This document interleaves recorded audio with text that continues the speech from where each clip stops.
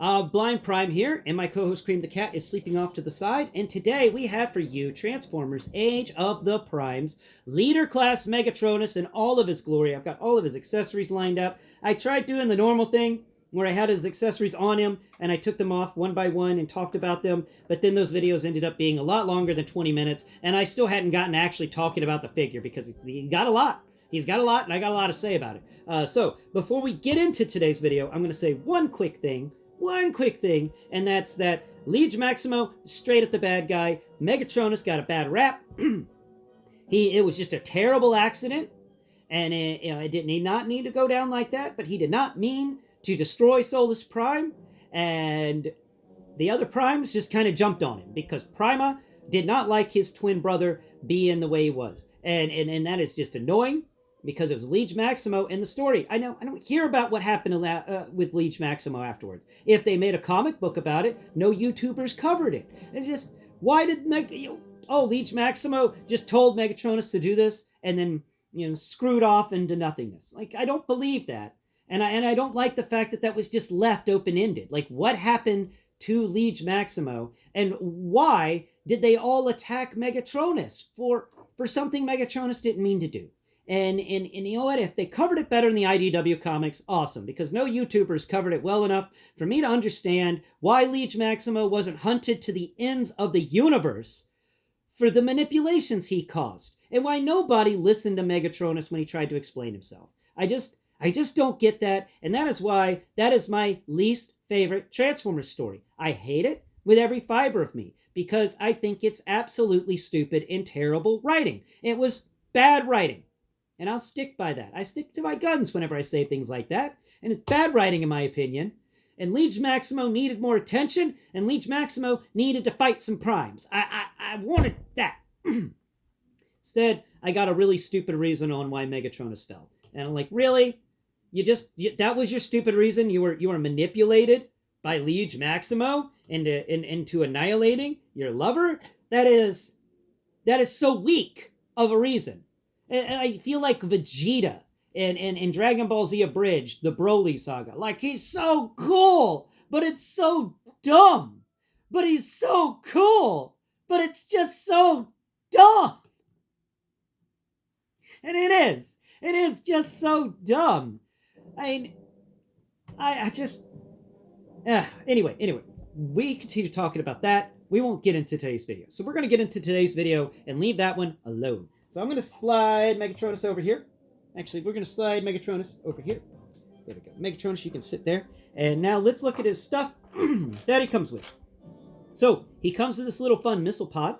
It's got little missiles attached to it. Really good with the sculpt work. I don't have any complaints about the sculpt work on this.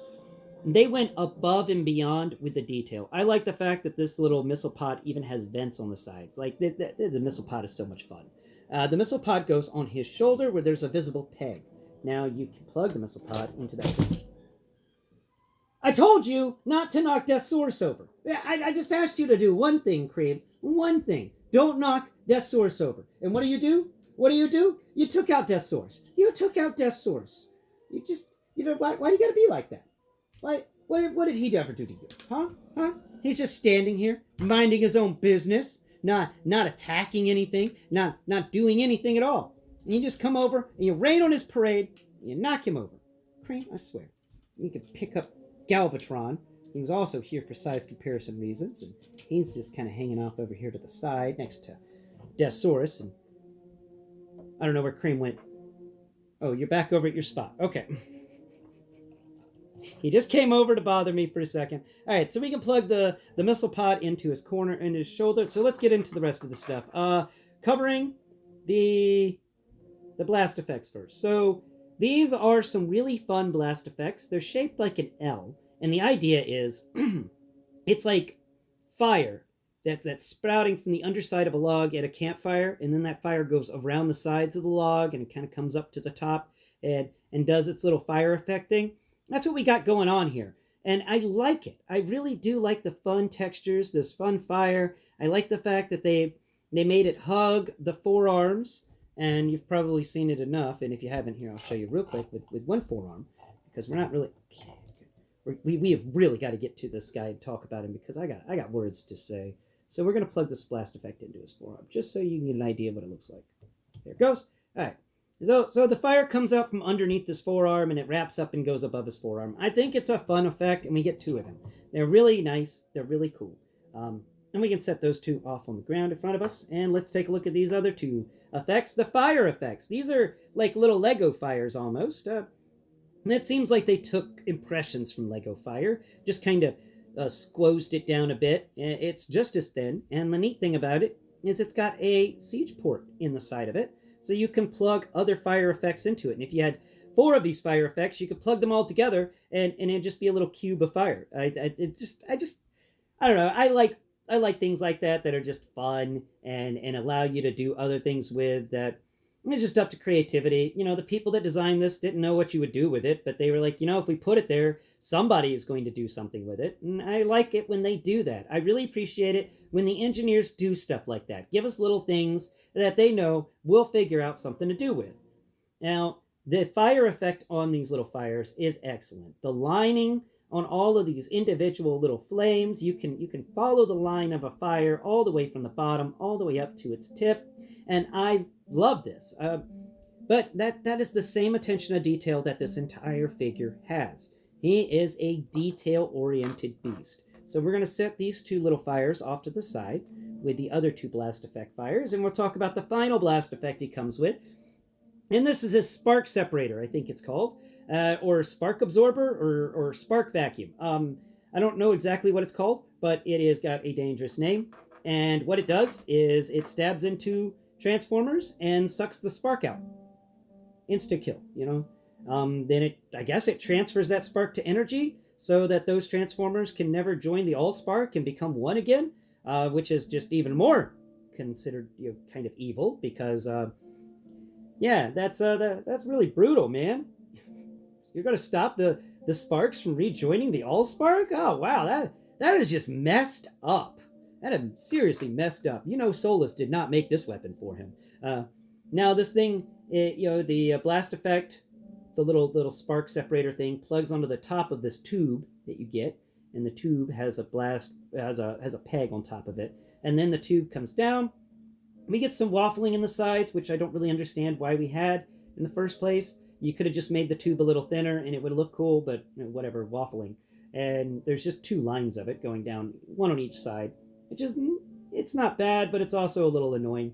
And we come over here to the crossguard, which is made up of 2 siege pegs, and then the handle, which is a really long siege peg with a tiny peg at the bottom for Legends class figures that you can plug the machete. He comes with a little Cybertronian machete into the bottom of it. Now, the machete sadly can't be used by all Transformers, because it's got this bobble at the end, this little butt at the end of it, which means you can only put this machete in the hands of Transformers who have opening and closing hands. All other Transformers cannot wield the machete, which is sad. They can't be machete. But we do finally have a machete for Transformers, chug scale, and I love it. I love the machete, and I like how this feels in the hand. I like that you can combine these 2 weapons together to create a crazy awesome spear thing. And then we're just going to have a Trypticon over here. Here you go, Trypticon. Hold on to this weapon for us until the end of today's video. Thank you very much, Trypticon. Excellent. Yeah, if you got a Trypticon, you can always use it to hold stuff. You know, that's the nice thing about Trypticon. He's really helpful. Now let's come over here to the Requiem Blaster. First off, this is a Requiem Cannon. I'm no longer calling it the Blaster, okay? If it was a blaster, it would look like a blaster. Instead, this looks like a cannon. It look like a cannon. It don't look like a blaster, okay?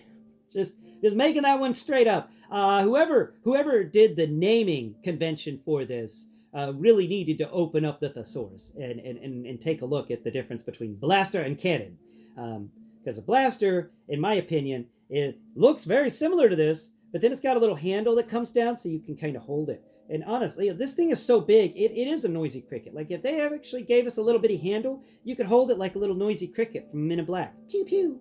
And that's what I was expecting. You know, being a fan of Transformers Armada, that's a Requiem Blaster. That is a blaster in that. So I was expecting, just like, you know, the Star Saber is an actual saber, it's a sword, I was expecting the Requiem Blaster to be a blaster, not a cannon. I mean, I like the cannon. It's a cool cannon. It's just the naming convention's wrong. So for this cannon, we can pull off the barrel extender. And this barrel extender's got a little port. And then the port allows it to go, this little port can move up and down. This is another one of those instances of I really wish the port was slightly longer, because you can't plug this into his backpack. He's got a spot on this little back panel. There's a hidden siege port inside of the crevice. Like there's this little crevice that comes off from his back before you get to the actual flat part of his back. So there's a port right on his back, but you take from that back port and you move it upwards, you'll find in this little nook.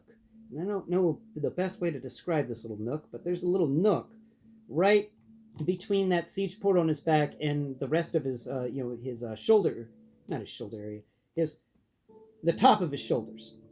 There's that little spot.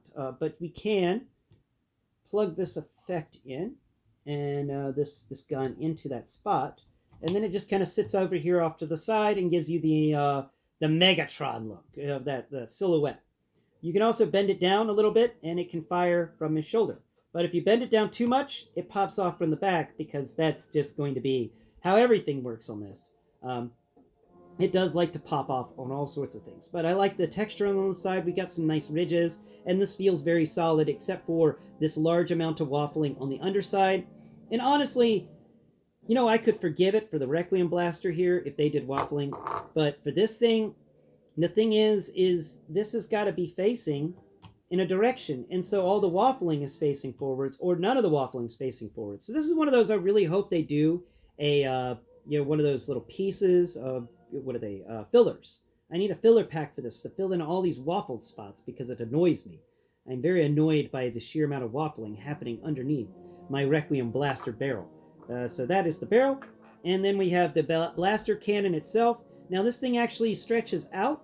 And to do that, you got to find the rear sight. Now, there's the front sight, and it's got the siege port capable cannon underneath it. And then the rear sight is a little taller. And then on the either side of the rear sight, we've got these little edges that stick out just slightly. You can use your fingernails to get into those little edges and pop them up. And when you do that, the entirety of the gun pops up and stretches out. You can also have it do kind of a 90 degree. And then you plug this into the end of it. And plug it in good and strong, and then that goes down just a bit, so you can actually plug this into his backpack.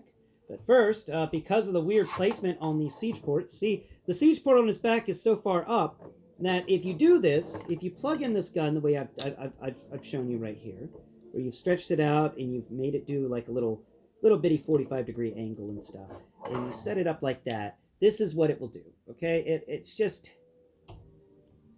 it doesn't look good. It doesn't look good at all. So how do we fix this? How do we fix this problem of making it actually stand out a bit better? Well, we could take and rotate his entire back panel, and that's what I do. I rotate this back panel 180 degrees, and then rotate the cannon on top of it. And then we put the back panel back in here. And for some reason, it does not like to fold up properly when you do this. And that's a shame. But that's kind of the best I've got. I really don't know a better way to set this up, because it's just annoying as crap to get a... I just was wanting him to have the look of a cannon over his shoulder, but that's not the case, because the cannon goes on his forearm. But if you have his fire effects plugged in, the cannon can't go on his forearm. So this guy just... I like him. He came with a lot of stuff, but I'd really like to know, what is he trying to do? Because he's trying to do a lot, and some of the things that he's trying to do will directly interject with other things he's trying to do, and that is a shame. But that is the cannon on his forearm. I think it looks all right. It's just really big and bulky. It is big and bulky. All right, so that is the cannon. Now, texture-wise, the cannon itself has got some really good stuff on it. We got 2 siege pegs sticking out on either side, so that we could, if we wanted to, find our little fire effects, and you can go ahead and plug your fire effects, because they have those 2 siege ports. You could plug your fire effects into either side of the Requiem cannon, and that's kind of neat. I like the fire effects. The cannon's got some good textures to it. It's made of decent high quality plastic. It feels good in the hand. It feels decently weighed. It's just, I really wish it was you could really do some more stuff with it. That, for instance, this stupid siege peg on the bottom of it is so short. I wish that was longer so that Megatronus could actually hold it in his hand. But with the way that this one is, he can't hold it in his hand at all. But you know who can? Trypticon here. Trypticon can hold it in his hand. Yeah, good job, Trypticon. There you go. No, no, Trypticon, I need you to hold this in your hand. I need you to hold it, okay? We're done with this thing for a while. There we go. Thank you, Trypticon. Okay. Yeah, my new assistant is Trypticon to hold the accessories. So let's talk about Megatronus, and let's go from the bottom and work our way up. And we are going to start with the feet, which are incredibly waffled. These are some very, very hollow feet. These feet are so hollow, they don't even have a 5mm port in them. That is how hollow these feet are. And I don't like that. I don't like his feet. The feet are my biggest negative on this guy. And we'll get into that as we talk more. But there's nothing to really describe under there. That is all just nothing. Coming up here to the top of his feet, we get some really nice toes. I like his big old toesy woesies. He's got 3 of them. They just kind of stick out, and they feel good. They feel solid. They feel awesome.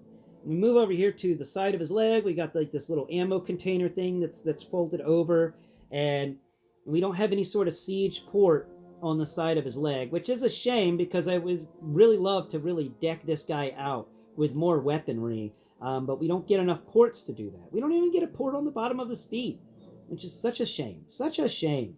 And then on the back of his legs, we got the little caster wheel for his treads, but mostly, you got that tread texture going down the back of his leg. I like that. I like how all that comes together, and I like how there's no hollowness there.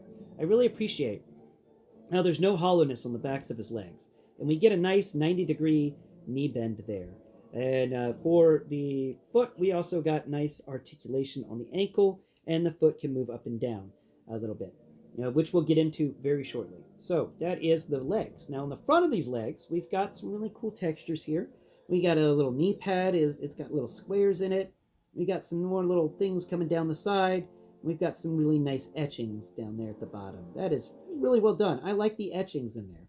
That's really, really nice. It feels great in the hand too, like all of this plastic. And then we come up here to the thighs, and they listen to me. They actually listen to me. Look at these thighs. Raise your arm up so people can see this glorious thigh. Look at these. Look at these awesome thighs here. You got these little ridges going down the side of it. You've got these etchings on the front that feel like little bits of armor. It feels cool. And then on the back, we've got some things that kind of feel like treads or something. And it works. His thighs are really well sculpted. These are nice. The molding is superb. Now, the only thing that's a negative on the thighs is no siege port. I always love me a nice siege port on the thighs. Then, of course, you've got his little skirt, which I think is just an ammo pack. He's got one on each side of him, little bitty ammo pack skirt. And we've got on his groin area. Well, first off, now movement-wise, he can go up to almost a 90 by kicking sideways, and that is kind of a loose joint. It's a little tight, but it's also kind of loose. Let's see. Yeah, this one's tighter on the other side than this one, but it's all right because when you fold these little things down, they actually do a good job with the ridges that are there. These little skirts do a good job of locking the leg in. Look at that. Look how that works.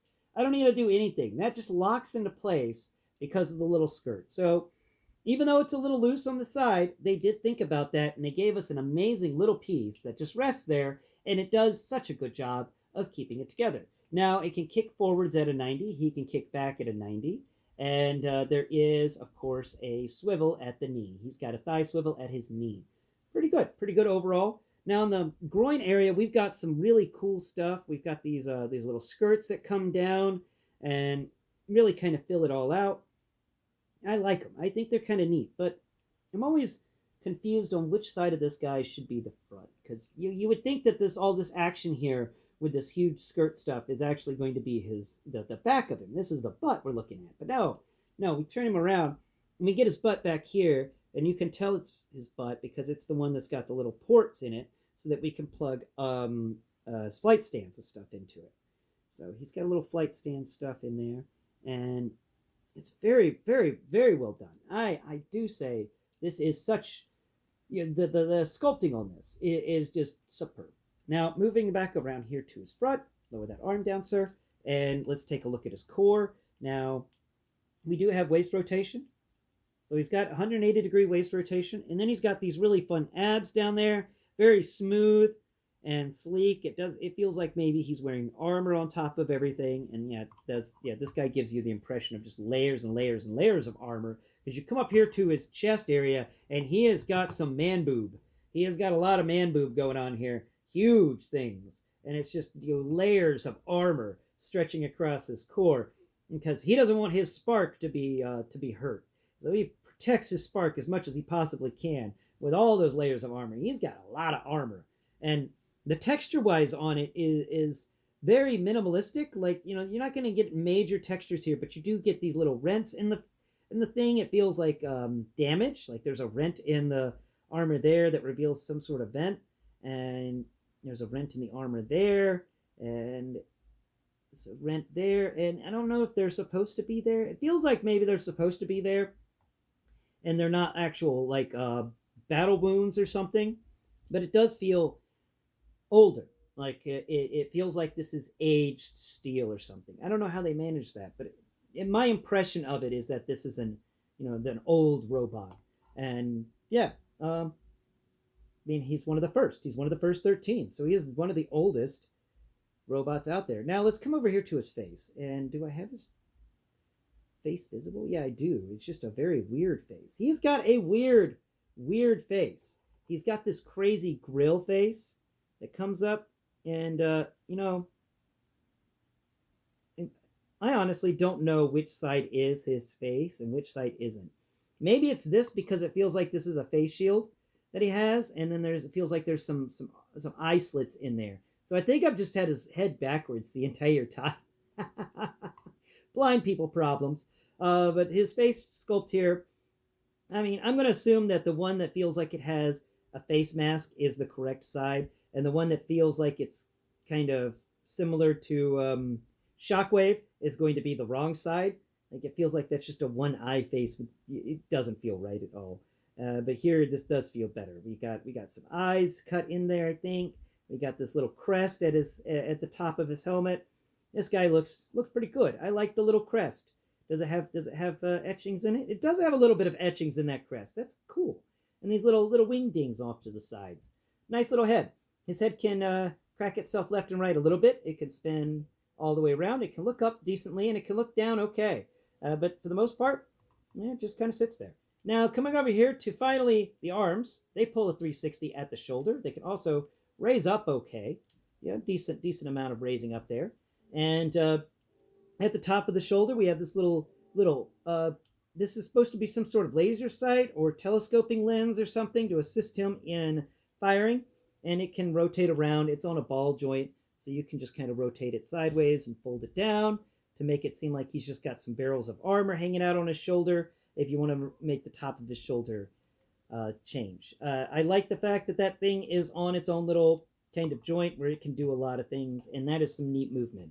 360-degree movement in that thing. You stop moving around, arm. I'm trying to do this. Yeah, 360-degree movement, and then, of course, it can fall sideways and then rotate around so that it looks really nice, just, pardon me, on the sideways trajectory. There we go. Now, let's talk about the front of that shoulder. We've got some armor, some more armor, and it feels nice. There's layers of it here. We get little layers of armor, and that's cool. I like how that feels. I like how it's smooth yet rough at the same time. Like, there's smooth armor, but then you find the crevices, and underneath it's a bit rougher. That was good. That's some good sculpting right there. And this guy's just chock full of the good sculpting. Now on the side, we got a siege port on the side of his shoulder. We come down here to his arm. We've got 2 siege ports on his forearm. And there between them, we've got some more etchings, a little armor plating for his other, the rest of his arm, his lower arm. We've got some more etchings and armor plating. Really nice feeling stuff here. He doesn't have the awesome hands that 86 Prime and Kingdom Rodimus have, where they have a couple extra joints and they feel really nice. This guy's got like right angled hands, so you can kind of close them into a fist, or he can just kind of have them hanging open, but you can't actually stretch the fingers out all the way. They're missing another finger joint. So that's kind of all that's up the hands. Now in the arm here, we've got some more textures going around all the way around the arm. There is no waffling in this arm. And that is a big thing I want to make sure that you understand too. There's not much waffling in this figure. This figure is very, very well done with all the textures, all the things. Now come around your back, and we got his two beetle wings. I call them beetle wings because they kind of fold up and about, and you can do things like rotate them around and collapse them down if you want to. These are just some really neat little effects you can do. They're just fun little armor pieces.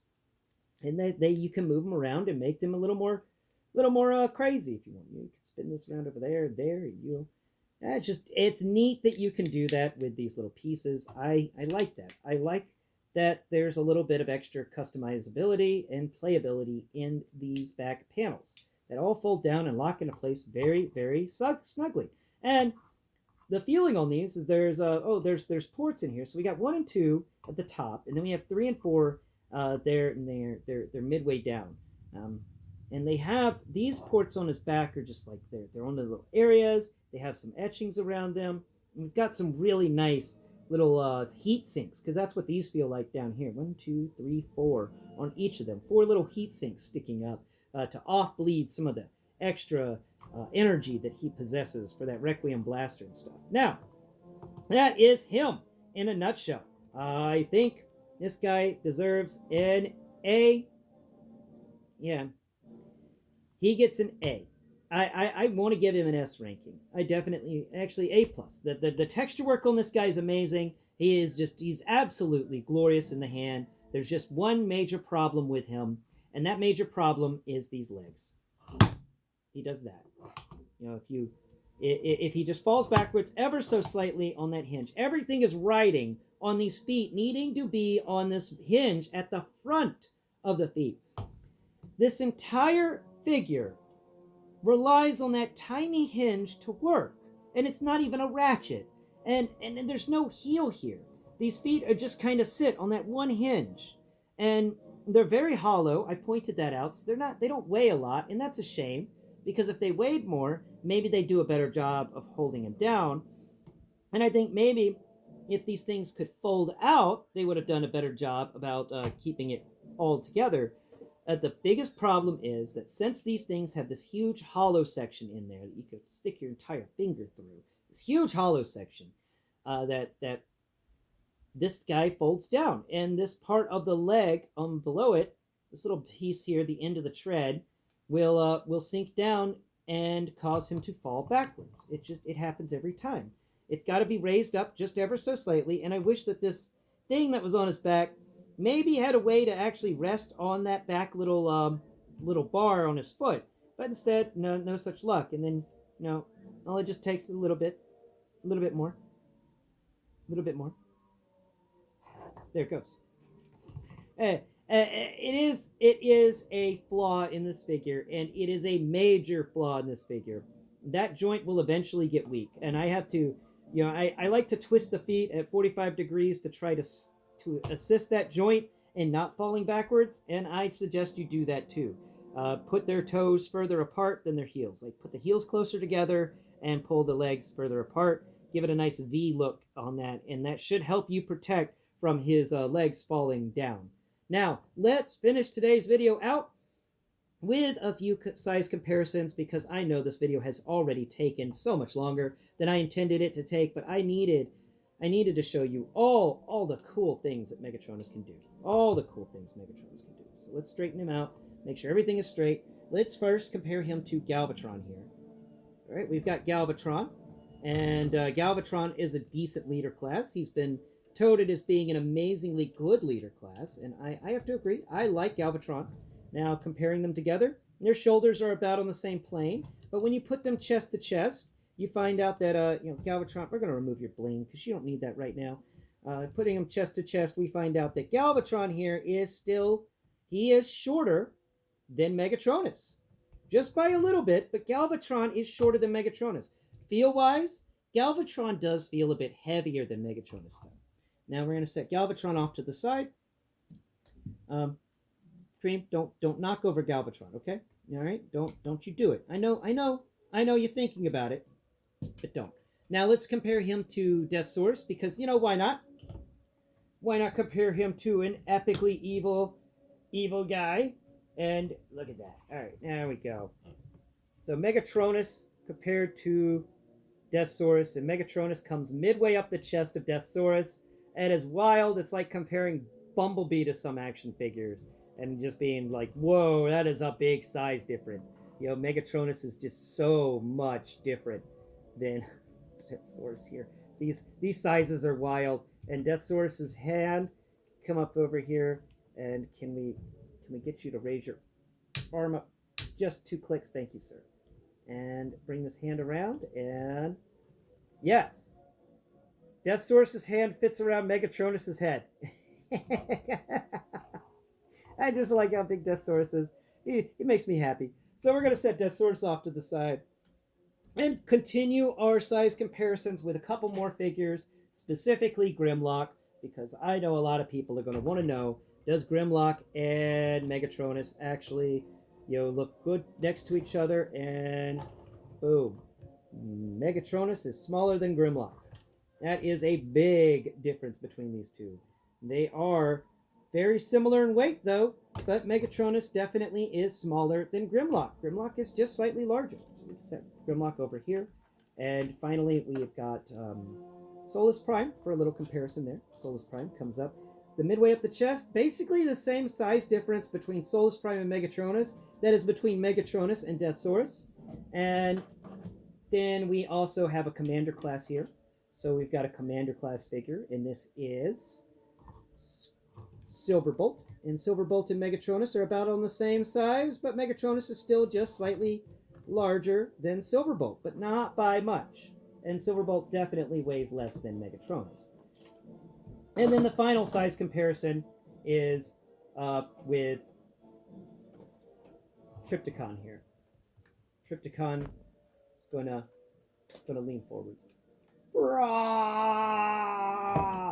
and eat Megatronus's head. Okay, so that's the size comparison with Trypticon. I'm not doing much with him. I just kind of wanted to have a little fun with that. Here we go. I don't want to break Trypticon. Oh man, Trypticon, you're so large. Okay, all right. So that is Megatronus. He is an epic action figure. I enjoy him a lot. I think that is he worth the $50 or 55? I think so. I think he is. I think he is definitely worth it. He is a fun action figure. He brings a lot to the table, and I recommend him. So thank you all so much for watching today's video. Oh, I forgot one more little size comparison. One more. Where did he go? Where is he? Ah, here he is. There we are. One little more size comparison. Him and his twin brother, Prima. There we go. Prima, or twin sister, because I like to think of Prima as a woman. Until next Prime, thank you all so much for watching today's video. I will be teaching you tomorrow how to transform him from his Megatronus robot mode into his vehicle mode. Until next Prime, bye-bye for now.